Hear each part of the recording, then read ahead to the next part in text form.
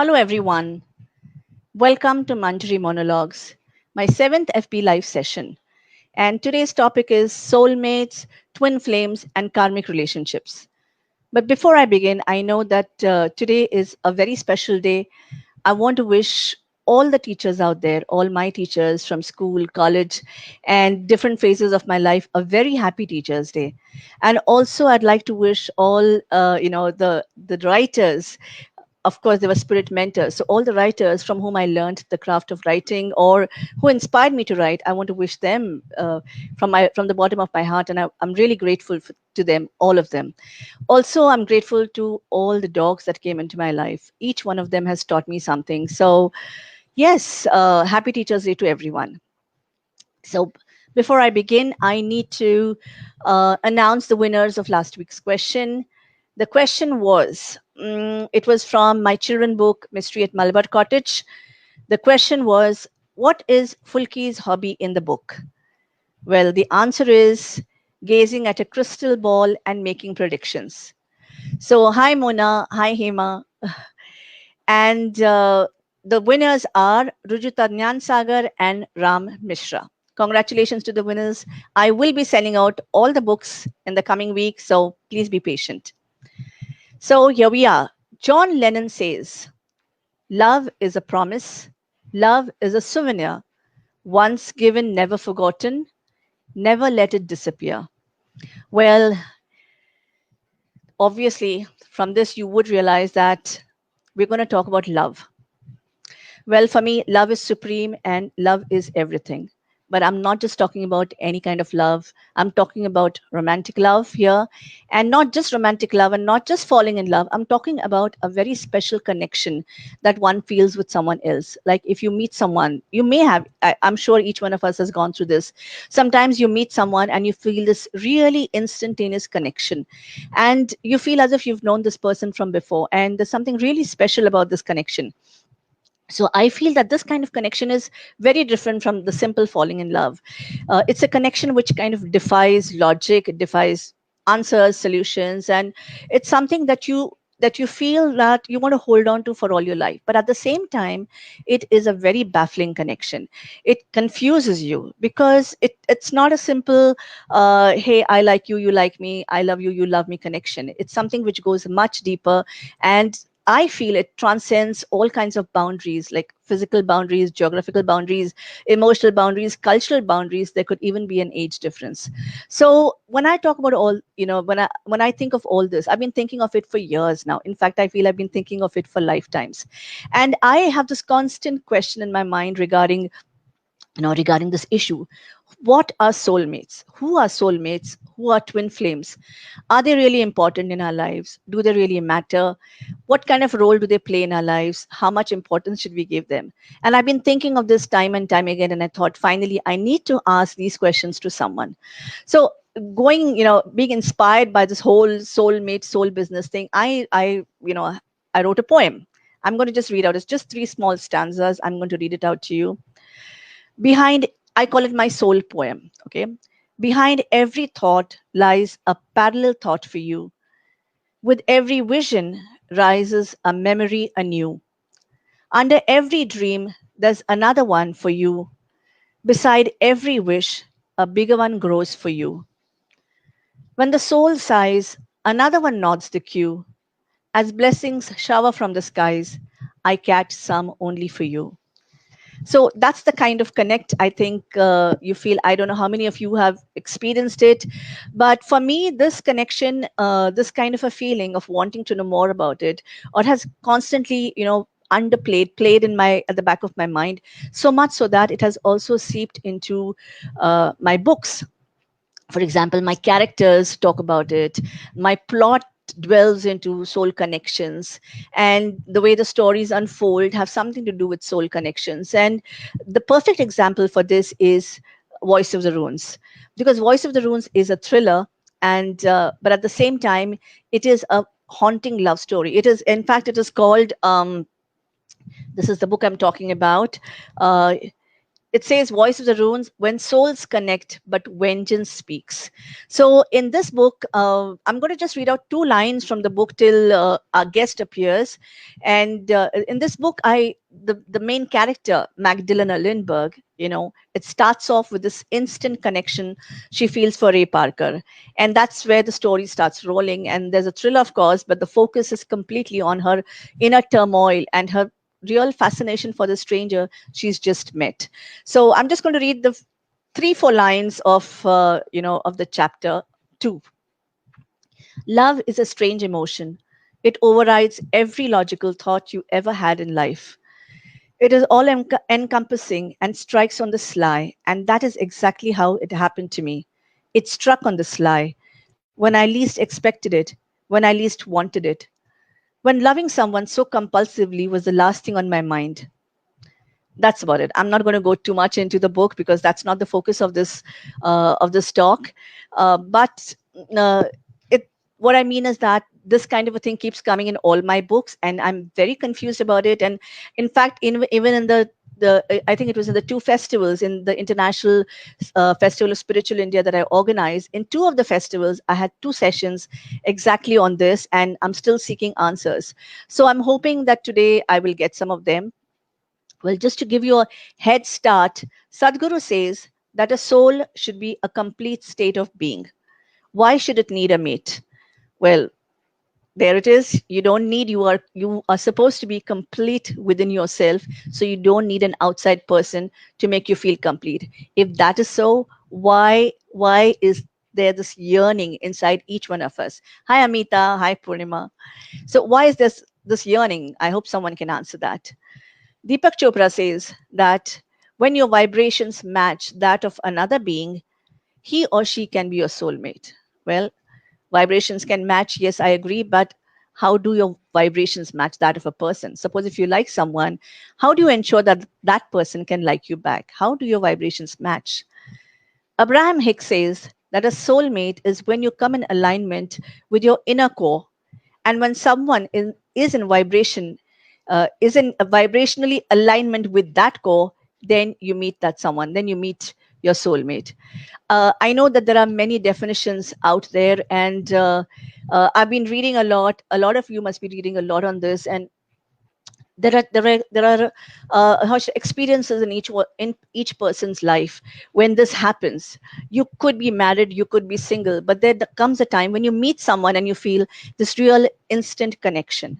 What is all that connection about? I'm going to ask Dr. Anand Balyogi Bhavnani. He isn't here yet. I'm waiting. I told him 6:10, so there are still 2 minutes, but I'd like to tell you a bit about him. He is the director of ICYR from Pondicherry, the Ananda Ashram, and he's been my spiritual teacher, especially during these last 4 5 months during the difficult COVID times. And he is an extremely wonderful person. He's warm, he's humane, he's an encyclopedia, and he's very committed. He's very committed to mankind and to doing things. He's very generous with his knowledge. In fact, during these 4 5 months, he had morning sessions 7:30 to 8 o'clock, which were completely free, and everything that they teach at their ashram, in a 6 month course and stuff like that, they gave it for free. So I was really very lucky to learn all that. Anyway, we do have Dr. Anand Balyogi Bhavnani with us. I'm going to put him on. 1 second. Hello, sir. How are you? Namaste, namaste. A pleasure to be Namaste. with you, Manjari. Yes. Such a pleasure. First and foremost, happy Teachers' Day to you. You have no idea how you have changed my life. Honestly, you have a principle of life that is sharing is caring, right? And you have honestly, literally put that into action these last 4 5 months. You have shared with such generosity. It's changed so many lives. Thank you so much.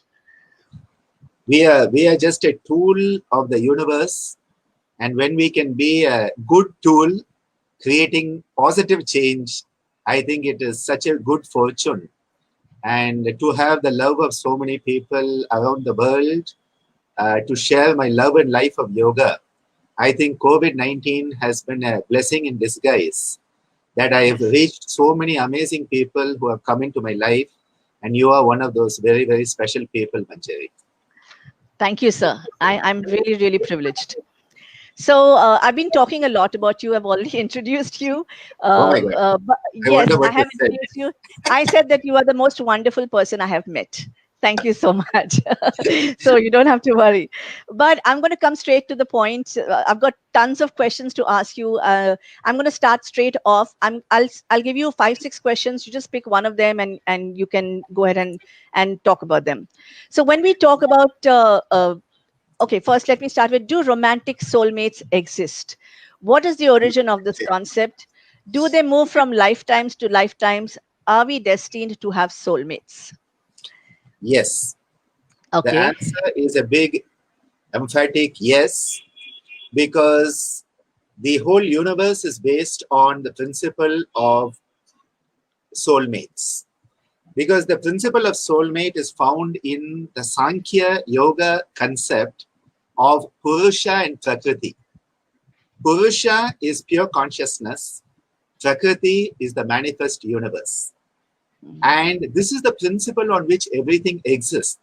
Pure consciousness and its interaction with the manifest universe is what everything is all about. So I like to tell people, if you have a cation, you have an anion. If you have a cathode, you have an anode. If you have an electron, you have a proton. If you have the sun, you have the moon. If you have a man, you have a woman. And so definitely, I believe that this type of pairing is part and parcel of the natural law, which is called the Dharma right. So yes, Right. it Yeah. exists. Okay, so that gives me a lot of hope. First and foremost, it gives me a lot of hope, because I'm sure a lot of our viewers and so many people out there are going to be relieved that this is not just something in their heads. They do exist. I mean, soulmates do exist. But there's so much said about all of this. So when we talk about soulmates and twin flames, what do we really mean, and how are they different from karmic relationships? Yeah. Now, you see, what happens is that the soul, which in Indian concept we call it as Atma, the Atma is going through different incarnations for the sake of different experiences. And Maharishi Patanjali tells us everything is there for your experience and then your liberation. So definitely the Atma is going through different experiences, and to have the experiences on your own is always a bit tough. And so definitely there's always going to be a companionship, and this companionship is a kindred spirit, a spirit that comes along with you from lifetime to lifetime in different forms. It may be as a husband wife, it may be as a lover, it may be as two people who hate each other so much that they are constantly thinking about each other. Because when you hate somebody, you think about them even more than when you love them. Yeah, So yeah. it can be that also. And ultimately, this constant interaction between these two souls is where the concept of soulmate came in. Now, this should not be confused with checkmate, which is the end Hmm. of the game in chess. Hmm. Soulmate, when you recognize your soulmate, well, it is the start of conscious transformation. So, yes, Okay. they exist. And I won't say they are different than karma, Hmm. because our karma, which people always look at it as fate, they say it is the negativity part. And when anything good happens, we never say it is my karma. It says it's all Hmm. me. But when it is bad, we say, oh, my karma. So we sort of have developed an antagonistic approach towards karma. Karma is both good and bad, also the ugly. And so Hmm. Clint Eastwood and good, bad, and ugly. Yes, definitely. But Patanjali tells us you transcend it when you become a true yogi. But till Hmm. then, the karma is going to be manifesting the experiences. So I do not know if you can separate it from the karmic experiences. And again, a Hmm. soulmate, I would like to say, doesn't mean the person will always give you a positive, pleasurable experience. You Hmm. will be getting the experience you need for you to grow and to help the other person grow. So it's basically about lessons that we are going to learn along the way, and we keep meeting people. But before you came into the studio, I was talking about this dilemma, this constant. I feel that when you meet somebody and there is an instant connection, then you are so confused because this can transcend all kinds of boundaries, like geographical. Maybe there's an age difference. Sometimes maybe you're married and then you feel a connection for somebody else. Sometimes you're single and at the same time you like multiple people. So what does one do about these multiple connections, and are these soul connections or is it just an illusion? This is a wonderful question, because Yes. it is like when people talk about following the inner voice. I say, is it your inner voice or is it just noise? And one has to be very clear here, because the mind, especially the subconscious, unconscious mind, sometimes plays tricks on us. So I think one is the clarity of who we are, the clarity of the experience, and to understand whether it is love or lust. And this is a big difference that many people get confused in the world today. So what happens is people keep on getting caught up in relationships that are lust driven, not love driven. Love can be with or without lust, but lust doesn't have love in it. This is how, there's a big difference there. So But I would say how that, do you? yeah. No, go ahead. It could transcend anything. In fact, when I think about my father and my mother, my father was about, 40 years older than my mother. Now that's a big difference. Okay, 40 years is a big difference. So you can imagine here my mother as a 25-year-old, American, Midwest American girl, travels the world, comes to Pondicherry, goes back home and says, I'm going to marry the Swami, Indian Swami, who is, 40 years older than me. Naturally, people thought she had gone mad. Yeah. And many people would have said, that is such a crazy idea, which is why my life becomes a tribute to showing that, yes, they were twin flames, they were soulmates, they had to come together. And they are the manifestation of Purusha and Prakriti, so that my life can manifest. So I think it transcends age, it transcends boundaries, but we just have to be careful that we are not leading ourselves down the wrong path. So how does one know?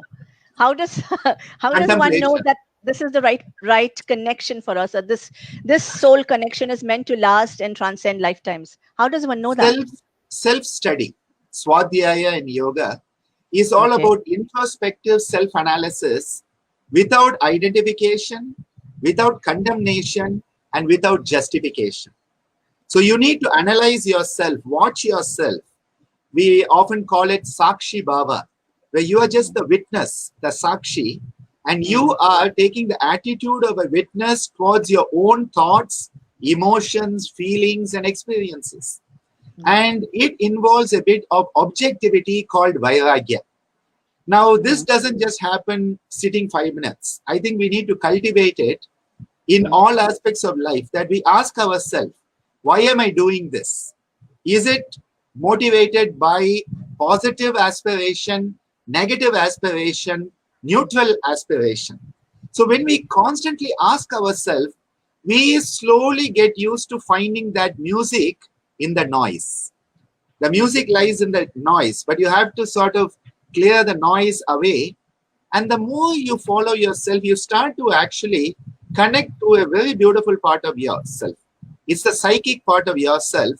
That is that psychic inner conscience, that inner voice, or Guru Sakshat. It's a beautiful voice. But sometimes it may tell you, you'll say, I want that. And it may say, that's not really what you need. And what happens is, because our emotions, our senses are driving us, we are a slave to our senses, we tell that well-meaning voice, shut up. That's what happens. Now, the moment you say, shut up, 3-4 times, it says, okay, go out there, have your experiences, fall in the well a few times, and then come back to me. So I think we need to develop trust. Yes, but when you said listen to your inner voice, and are there any practices that can awaken that inner voice and send you in the right path. Could you suggest Yeah, some technique, some meditation technique yeah, that each yeah. one of us can? Yeah. Yeah. Manjari, what I would always suggest is quiet contemplative sitting Mm, where you start to focus on the breath. I think mm, the most powerful tool we have as a human being is to work with our breathing. Because the mm, moment you start to focus on your breath, you change how you breathe. mm. It is like you put a CCTV on somebody, you change the way they behave. No CCTV, they Yeah. do whatever they want. You put a Mm, CCTV, they're on the best behavior. The moment your mind starts to work with the breath, suddenly your whole nervous system changes. And if the nervous system changes, you change the mind.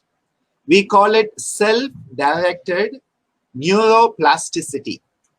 okay. Self-directed neuroplasticity. So what you're Neuroplasticity. doing is you're changing your wiring, your neuronal wiring by Mm, your own power of choice. So here we say that it is using your mind to change your brain so that your mind will change for the better. mm. You use the mind to change the brain so that Okay. the mind changes for in a positive way. And the Right. key to this is the breath, because the difference between noise and music is whether it is occurring in a proper sequence or not. Mm, For example, if I sing Sam Sani da ba ma ga ri sa re ma pa Sani da ri Sani da ga ri Sani da ba da ni, it becomes music. Some people may say it's noise, but anyway, it's supposed to be music. music. But Yeah. then if I go sa sa sa, what has happened is there's no sequence, there's no Yeah. logic, and it is out of tune. So what you are doing is the moment you start to focus on your breath, you are harmonizing your whole system, your body, your mind, your Mm, emotions, and your spirit. yeah. And this is where, if you are breathing unconsciously, your mind can never be clear. Right. But the moment you start to focus on mindful breath awareness, Yeah. just sitting quietly and starting to say, let me follow the breath as it comes in, let me follow it as it goes out. And then you say, let me breathe deep and slow. And let me breathe out deep and slow. See, the moment I did that, something which was on autopilot, something which was doing whatever it wanted, which is my Yeah. autonomic nervous system, it was doing whatever it wanted. Mm, Suddenly, what has happened? It has the CCTV turned on it. mm, And suddenly, it is sitting quietly while the conscious part of me is saying, yeah. this is how I want to breathe. Now, the Right. moment you change the way you breathe, you are going to change the way you think, the way you feel, the way you Mm, relate to yourself, and the way you relate to others. And suddenly, all those spindles of noise, they fall away, and mm. suddenly the music manifests. I think people think it has to be some intricate, complicated formula. The simplest formula is the breath. Right. I agree because from what you have taught me, of course, I would also add to it a little bit is that when you're focusing on your breath, you're also in the present moment, which means, Absolutely. yeah, when you're in the present moment, obviously you're not thinking of the paraphernalia around, you're not sending the wrong messages to the universe, very simply put. And then you also listen to your inner voice. So, talking about the universe, what roles do dreams or instinctive knowledge, telepathy, synchronicity, messages from the universe play? Are they a part of an illusion that appears from our deepest unfulfilled desires, or do they really mean something? Maharishi Patanjali, the codifier of yoga, Hmm, he tells us that if you want to have clarity of mind, hmm, which is what yoga is all about, yoga is about attaining a clarity of your mental process, and then you hmm, transcend it. So he says, when you want to do that, one of the methods is dream analysis. Oh. He says, Swapna Nidra Alambanam Va. Swapna Nidra. Swapna Nidra is the dream sleep, as opposed to Shushupti where there's no dream. So he is actually saying that by contemplating your dreams, you start to understand your subconscious, unconscious messages. And your subconscious, unconscious messages are directly connected to the universe too. This is why when you go into that deep sleep, which is dreamless, you are actually experiencing oneness with the universe. Because there's no individuality left. There's no you. You're just the universe. It's like the drop has become the ocean. So when we start to very consciously understand and examine objectively is the key word here, not subjectively, because subjectively we are always the hero. We are the hero of our story subjectively. Objectively, we may be the villain. Okay, so I think this objectivity is such an essential part of analyzing our dreams. And when you analyze your dreams, you will find many, many things coming in such a mixed up manner. It is weird. It is weird. But then when you start to contemplate it, how do you contemplate it? Sit down, do some 5 minutes of deep, slow, deep breathing, get mental clarity, and now try to look at that dream dispassionately. And suddenly you start to say, oh, this is what is happening in my subconscious. This is what's happening. This is what is hidden in my unconscious. The unconscious is like the bottom of the lake. The subconscious is the water between the bottom of the lake and the top. And the consciousness is the top of the lake. We are always looking at the top of the lake. Once in a while, we put our head down and we see the water. But the bottom of the deep lake, we may not know. The more you start to settle your mind, you start to see it, and it may have amazing messages. And when you connect that way, you start to trust what we call the gut instinct. And I tell you, this gut instinct is an amazing one when you really know it is the gut instinct. When you know it is that inner voice, and I tell you, I could go on for hours on hours of how many episodes in my life I've seen that happen. Where the voice says, do it. And then I say, maybe I'll do it tomorrow. Maybe, this will happen, that will happen. And I always live to regret not following that voice. And because of all these again and again and again, hitting my head against the wall, nowadays, the moment I get that instinctive voice, I just follow it. So when Manjari says, will you be with me on Manjari monologues and create a dialogue? I said, yes. No second thought. Thank you. I am so privileged that you are here. And I'm sure everyone who's listening is really benefiting from everything that you are saying right now.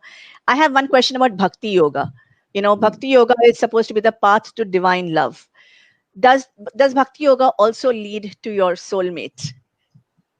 Why not? Why not? You see, Bhakti has been misunderstood to be only for a particular form of the divine.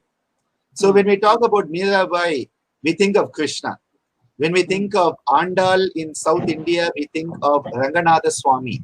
We limit it to a very small group of people. But you know what? Draupadi had amazing bhakti for Krishna. That is why in that court, when her sari is being pulled off, she calls out to Krishna and instantaneously the miracle occurs. So, and Draupadi and Krishna, they have never had they would have what you call a platonic relationship. Draupadi and Krishna are definitely a platonic relationship, but it is bhakti.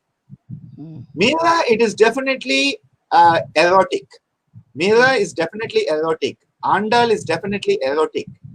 But bhakti is the ability to communicate with the divine in any form that resonates with you.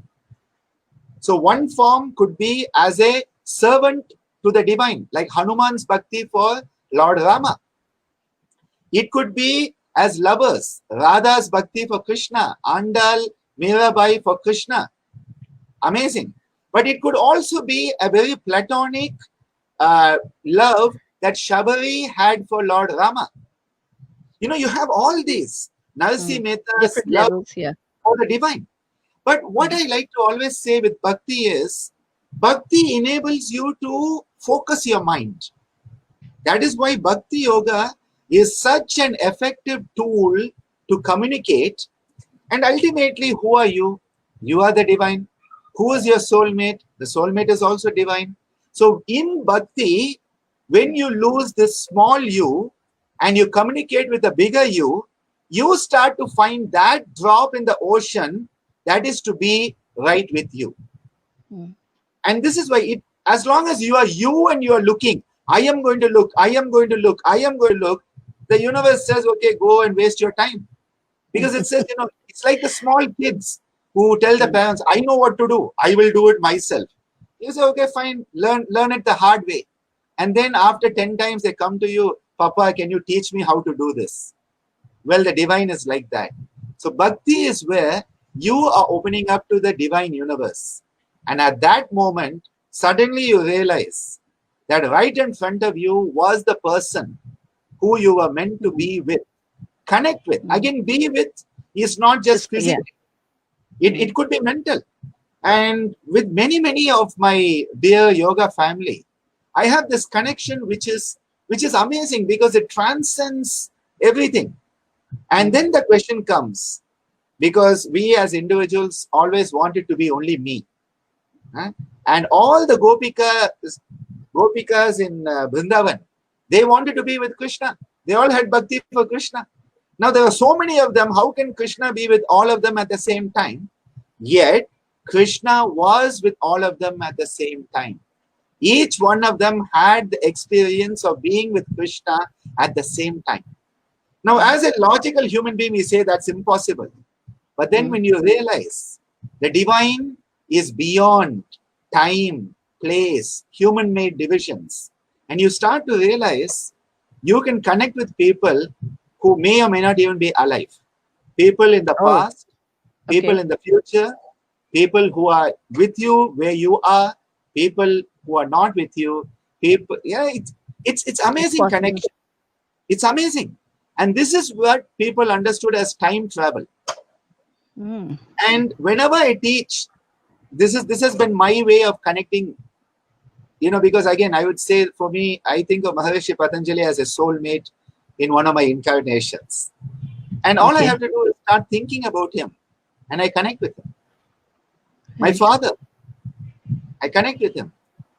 So what I want to say here is that we often tend to think of it in a cinematic, romantic, erotic manner, which also exists. Madhura Bhava. Madhura Bhava is one of the bhavas of bhakti, but there are Navavida bhakti, 9 types of bhakti. Sakya Bhava as a friend, Sudama and Krishna. What a beautiful story. Kuchela, Sudama and Krishna. Well, that's amazing. They are perfect soulmates. Arjuna and Krishna, they are also soulmates. If you ask me, I'll say Hanuman and Rama are also soulmates. But we don't think about it that way. Because we have been brought up to think that no, Hanuman is the servant, Rama is the boss. So Hanuman opens up his chest. He opens up his chest. Who's in his heart? Rama. And I think this is why the moment we open up to this, we understand that what we are looking for may often be right in front of us and we didn't see it. Yeah. So you said, I'm going to go back a little bit to what you said initially, that people, like even in Dil To Pagal Hai, I know you're very fond of Hindi films. So they say that the jodiyon mein banaya, sabko jodiyon mein banaya hua hai.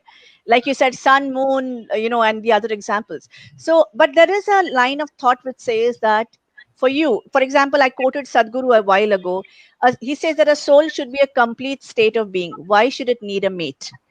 What do you think of that? Because that means that you don't need anybody else in your life. You have to be happy with yourself, and you will be happy if you go internally. But I feel that jodiyon mein banaya hai sabko. So So maybe you can Uh, talk about that a bit. I'm not disagreeing with him. Okay, I am Okay. not disagreeing with him. But what I would say is there are many perspectives. What Hmm. he has said is the perspective of oneness. Hmm. But we have come away from that oneness. See, if we Hmm. were one, we would not have to have this experience. That is what Yeah. Patanjali tells us. Avidya, the ignorance of the oneness, creates duality. You Hmm. have to experience duality and then get back to oneness. Hmm. So it is not that we don't need it. Maybe, the Hmm. enlightened soul doesn't need it. Maybe the Hmm. enlightened soul doesn't need it. But as jivas, as jivatmas, we need companionship. And that is why in nature, it is natural to seek companionship. It is natural. It doesn't matter whether it is a mouse or whether it is a lion or whether it is an elephant or whether it is a dinosaur or whether it is a human being. Everyone seeks companionship. Now, scientists have brought it down to the procreative instinct. They try to bring it down to procreative instinct, but I would like to say it is companionship Hmm. because two's company. And there is this need for companionship where you can bounce back. See, Hmm. if you are on your own, you don't have anything that can refine you. Two stones are needed for them to refine each other. The pearl and the oyster. The oyster has to be there for the pearl to become the pearl. The pearl cannot be a pearl without the oyster. A diamond cannot be the diamond without the earth around it giving it that pressure and that temperature that makes it the diamond. So we need companionship at all levels. Physically, we need it. That is why the hormonal system was based on it. Yeah. Mentally, we need it. That is why we have the right and left brain, so that there is a companionship between the right and left brain. The Right. Surya Nadi, Chandra Nadi, they need companionship. If it is only Surya all the time, you burn yourself out. If it's Hmm. only Chandra all the time, you do nothing. It is like type A and type B personality. They used to joke in medical school. They said type A personality achieves everything but doesn't live long enough to enjoy it. And type Right. B personality lives long to regret not having done anything. Now, you don't want to be the extremes. You don't want to be only the right brain or only the left brain. You want to have a balance between both. And how can balance happen? Only when there's two. It is in two that there's balance. And our second chakra, Swadhisthana chakra, is all about finding that balance within yourself. And that is why we have two gonads, two ovaries, two testes. It is the two that has to be there. There has to be a balance for us to find harmony. In two, you get balance. When there's one, you don't find balance.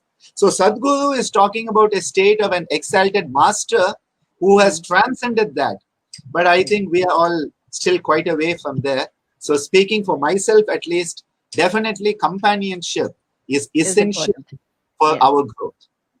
So, if everybody is made in pairs, if everything, the universe is made everything in pairs, what about some people who are single? Like, there's a question here from Sonia, which says, it's written there, is there any reason why some people are single? So, Well, do you have an answer to well, that? what I would say is some people choose to be single. Okay, some people Okay. just say, I have seen my parents fight all the time. I have seen society so bad that I am just going to be on my own. And there are days in relationships that you advise people, please don't get married. Married. There's too much of problem. So, Yes. one is people choose not to. Mm. The second thing is many people, they marry their profession. Mm. They marry the profession. So I know of many wonderful doctors. Mm. We have a Mm. most amazing pediatrician in Pondicherry, Dr. Nalini, who does amazing work for children with hemophilia, the bleeding disease. Mm. Mhm. And she married her profession, and she is so devoted to it. That is her soulmate. Her soulmate has become her profession, Profession. Yeah. which is a very interesting outcome. Now, sort of in India, we like to immediately say, oh, your stars are not proper, your grahas are not in the right place, so you're not getting married. Maybe they are in the right place, and that is why you're not getting married, so that you don't have to go through all this trouble that somebody else needs to go. So it is not, I won't say it is a blessing, I won't say it is a curse. What I But would what? say is, it is Yeah. the individual's choice. No, but when it's not your choice, and when people are Yeah. yearning for companionship but not getting one, then Maybe what we are, happens to their soul connections? maybe are we looking in the wrong direction? Hmm. You know, I often think of a cartoon I drew with my mother's guidance, where I have a person on a tiny island in the ocean, marooned on an island with that single coconut tree, the typical image, and he is looking through a telescope, or whatever they use to try and find a ship. The ship's right behind him, but he is looking in the opposite direction. And I think Yeah. often people are looking in the wrong direction, and so many Hindi movies have brought this angle out, where Hmm. the girl or the boy is always looking at somebody, and there's someone who And loves then them, someone, yeah, yeah. and they don't see it, they don't know Hmm. about it. So I think sometimes we may be The, looking in the the wrong match. direction. This Hmm. is one thing which I think happens. The second thing is expectation. Hmm. I have a dear student of mine who's not yet married, and I asked her about it, and she said, well, I need someone who is handsome, intelligent, free-minded, likes the arts, and has a good job. I'm like, you're never going to find that man on this Oh, planet. Huh? See, the problem is the expectation. My, yeah. my thing is, like, no, I want to have like this. I knew of a boy who for 10 years was not getting married, because every time they asked him about marriage, he had the photo of one of our South Indian actresses, and he said the girl should look like this. Now, the fact is, even that actress doesn't look like that in reality. In reality, yeah. Huh? So even that actress doesn't look it, but his expectation was that. So Hmm. I think what we need to do is, one is start to turn around. That's why the Brahma Mudra, which we do, sort of helps us start to turn around and see our soulmate may be right behind us, and we Hmm. haven't turned around. Or we may be having an expectation which is totally unreasonable. And there are a lot of young people with these expectations. I think because we are not understanding the other person as a human being. We think we are connecting with a job. So he should be a doctor. You are connecting with a job, not a human being. He should have money. You are connecting with finance, not with the individual. He should be tall. He should be short. You're not connecting with a soul. You are connecting with a body specific. You're not going to be satisfied. So I think one is to understand that a soul, the Atma, has no color, no shape, none of these human-made discriminations. And then suddenly you realize your soulmate is right in front of you at times. There's one question which is interesting. I'm going to just show it to you. It is about the power of visualization. Can we, I'm going to add to that question, can we visualize our soulmate, and can we bring him to us? In other words, is there a direct way of attracting your soulmate or your twin flame or whatever? I mean, whoever is your romantic other half is, if especially if you're single, especially if you're single. I think yes. I would say yes. Because what you put out as a seed through thought, if it is powerful, the seed gets planted, nourished, the tree appears, and the fruits and the flowers appear. So yes, I would say it is definitely possible, no doubt. But again, to be powerful, you should train your mind. Because the mind, if today you say, I want someone who's going to look like that, and then tomorrow you say they should look like this, it's not going to happen. So again, can they be? It is like, if you want to dig and get water, you need to dig in the same place again and again and again and again and again until you hit water. The same thing with visualization. If visualization is to work, The visualization should be repeated in the same way, so that it starts to empower your thought process of intent. But most of the time people think, I'm just going to sit down and I'm going to think and it's going to happen. Well, it's not so easy. So visualization does work, but for the visualization to work, the mind should be focused. And again, that is where practices where you focus on the breath, focusing the mind, what we call watching your thoughts. You know, just watching your thoughts as they go by. It's a very beautiful technique of focusing the mind. Because a focused mind becomes a laser beam. And a laser beam is very, very effective. But an unfocused mind, and when people think of visualization, they think I just have to do it once. Now imagine when you started to learn walking. Yeah. When I started to learn walking, I must have fallen down 1,008 times. When I learned to cycle, 2016 times I must have fallen down and scraped my knees. So any skill takes practice. Visualization is a skill that takes practice. So it is effective, but it takes practice. Okay. There's a question here about torn up. I'm going to show it to you. Torn up romantic relationships. Any reason behind it? Ego. Okay. Simple. Ego, I'll tell you, the human ego is capable of spoiling anything. The human ego can make a heaven into a hell. And you know, the issue with Adam and Eve was not about them, you know, having sex with each other. Adam and Eve, the problem was ego, basically. And that is where it had to break. And you look at any relationship, as long as there is oneness. And when it comes to relationships, I always remind people, it is 100% you have to give. Now people say, you know, I give my 50. No. You have to give your 100. Both have to give 100 each for the relationship to have 100%. 100 plus 100 makes 200, divided by 2 makes 100. 50 plus 50 will only make 50. And again, expectation. Because what happens is, you know, the grass is always greener on the other side. So when you meet somebody, you know, 1 hour a day, or you work with somebody 4 hours a day, things are very different than when you have to live with them 24 hours a day. And you have to get up to see them without makeup in the bed in the morning. And then, you know, they leave the clothes everywhere. The wet towels are on the bed. And, you know, these are the things that we don't see, because we sort of think we are going to have Mr. or Miss Perfect come into our life. Now, if I am not perfect, how can I expect somebody else to be perfect? I think one is to love somebody as they are, not as what we want them to be.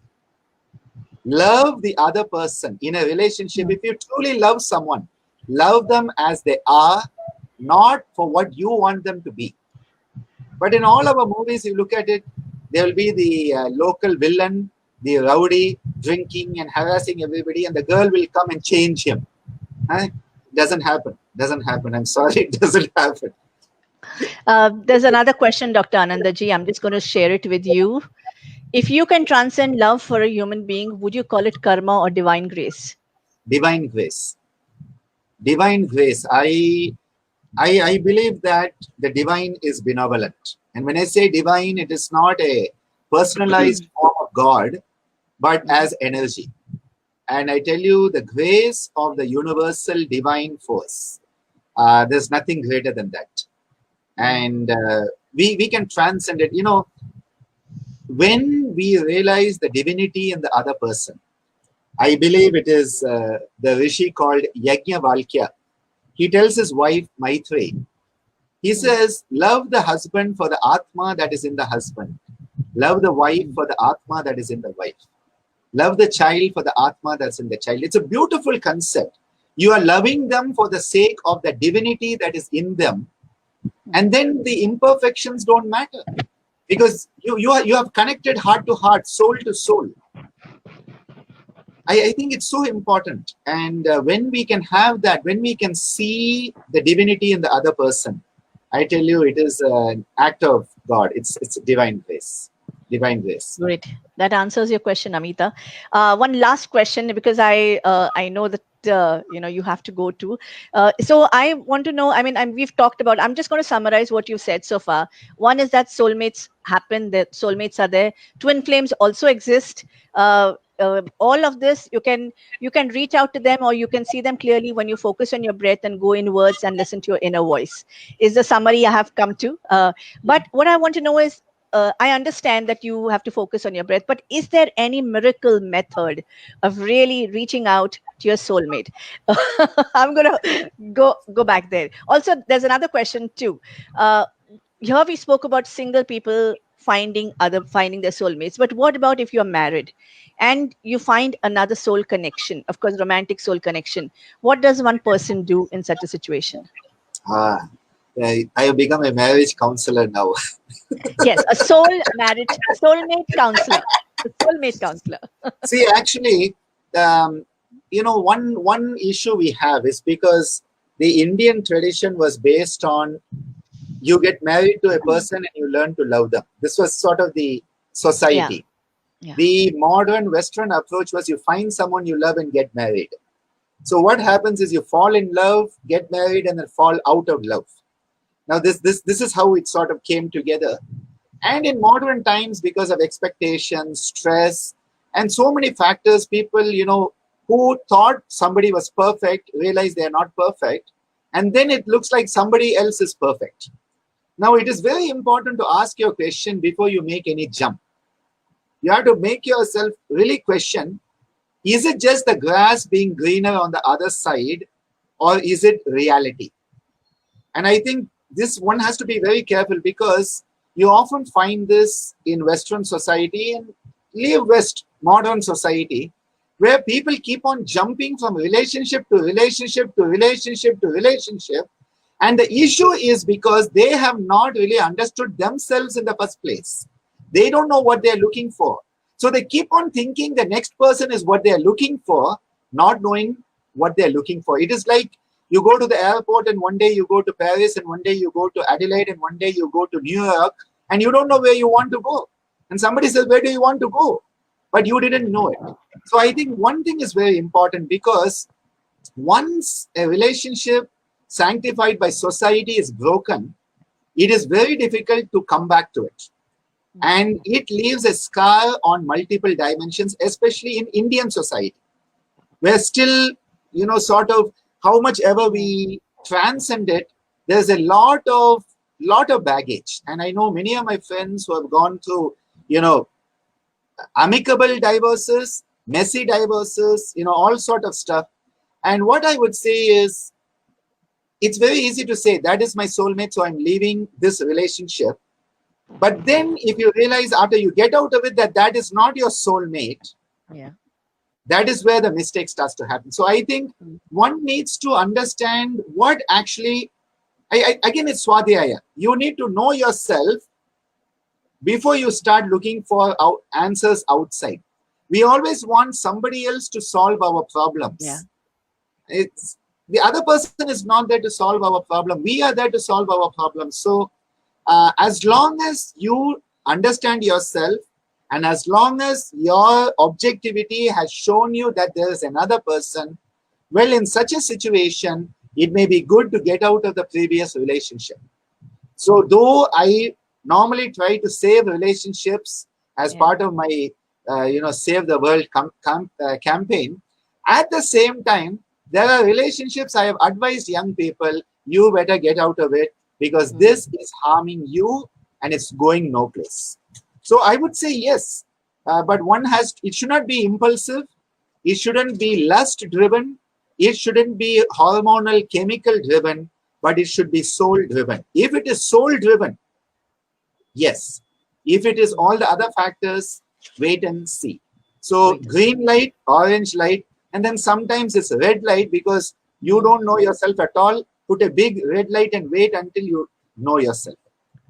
Okay, there's just one last question, and then you will answer my miracle method of attracting a soulmate. Okay, but one last question. That's it. This is the question. Do you believe that?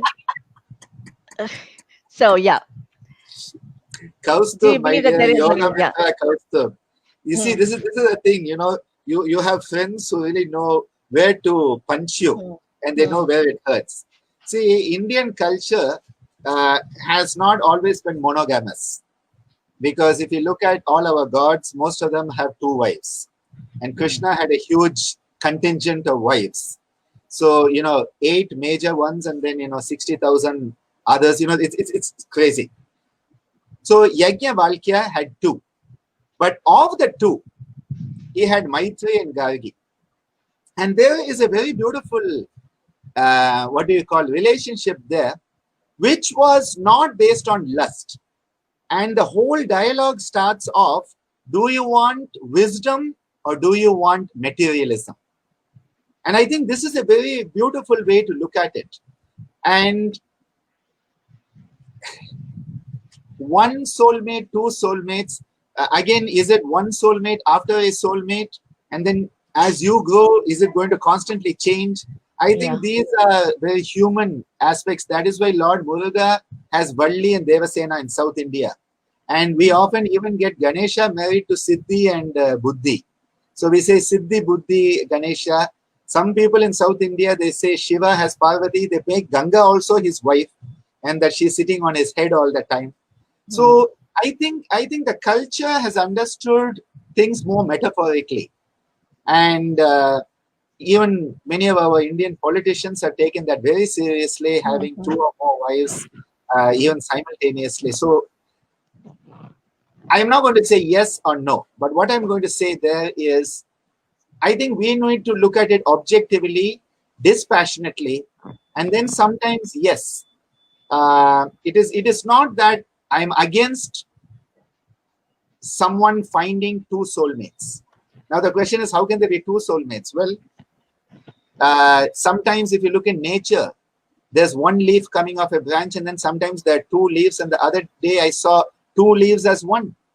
Hmm. So even nature has this. Why Hmm. does a mother have twins or triplets at times? Hmm. Why not just one baby all the time? So I think there are multiple dimensions we need to look at. But Hmm. my foundation is make sure it is based on rationality, Hmm. objectivity, and a true inner connection, and not just emotionality. Because Hmm. emotionality can lead us to make multiple mistakes. We get scarred each time. And the more Hmm. scarred you become, the less you heal. Yeah. As a surgeon, I would say scar tissue is very tough to heal. So watch out that you don't get scarred too much. Yeah, yeah. Actually, this reminds me of a story that I read. No, it was an article which said that in our lives, we meet three people. One is, when we are young and in college days, we fall in love with someone. Second is our spouse. Somebody you get married to, spend your life with, and the third person who enters your life is in the latter half of your life, who's actually supposed to be your real soulmate, because your life is gone by, and that person is going to really be your special connection. I don't know the truth behind this, but do you know anything about it, about meeting three people in your lives It and seems, three it people being your seems soulmates? I would say it's quite plausible because when we are young, there's a lot of chemical hormonal drive, Mm, and mm, then you get into a relationship which is the foundation. Grahastha is a foundation, a mm, firm foundation on which other things are built. And mm, then all those chemicals start to come down. Your brain starts to work a bit more. You have been, beaten up by life enough that you have now some senses. You're looking in the direction. And then you can find people with whom you can relate. And it doesn't have to be sexual. It doesn't have to be, yeah. based on any of these. It is more, well, the word is platonic, but platonic seems a bit different to me. It is a Mm, mm, relationship where you can just be yourself. So I think mm, what is very important in all of this soulmate and twin flame and all is the other person giving you the space to be yourself? Or do you have to be something else for them? Now, if you have mm, to be something else for them, definitely it's not soulmate. But mm, if you can be accepted as you are, if mm, you can accept the other person as they are, I think you hit it. And I think as we grow older and a few more white hair come on our body, I think we start to be a bit more wise about it. So I think, yes, I would go with that. It's a very plausible hypothesis. Okay. Very So plausible. so now my last insistence is that you please give us one miracle method to attract our soulmates or twin flames or whoever is there for the deepest connection possible in our lives. Something. The miracle method is you be yourself. Okay. That is the Uh, miracle. I need That something is more. the miracle. See, because what happens is when you are yourself, you will attract what you need. When you are trying to be something you are not, you will attract what you are not. And this is where, again and again, life has taught me this. You be yourself, and what you need will come into your life. Those who need to come into your life will come. Those who don't will go out. What Yeah. needs to come materially, dharma, artha, kama, moksha, that is the basis. Dharma is you being yourself. You being yourself, the best version of yourself. The artha, kama, moksha. Artha is the material, kama is the emotional, and moksha is the spiritual. Will happen. But what we are always doing is we are trying to live somebody else's life in order to, I don't know what we want to attract. If you live somebody else's life, you will attract what they need for their life, not what you need for your life. So I would say the miracle is just be. Be yourself. Just be. Tha- That's all. Thank you so much, Dr. Anandaji. It has been an amazing session with you, and I can't tell you how grateful I am. Thank you again. Happy Teachers Day, and I will be connecting with you soon again. But thank you so much. Thank you from Such all a of pleasure. us. Thank you from all of us. Thank you. Such a pleasure, Manjari. You are a wonderful soul, and Thank you. may you grow, glow, and help many, many, many in this lifetime. Thank you. Thank you so much.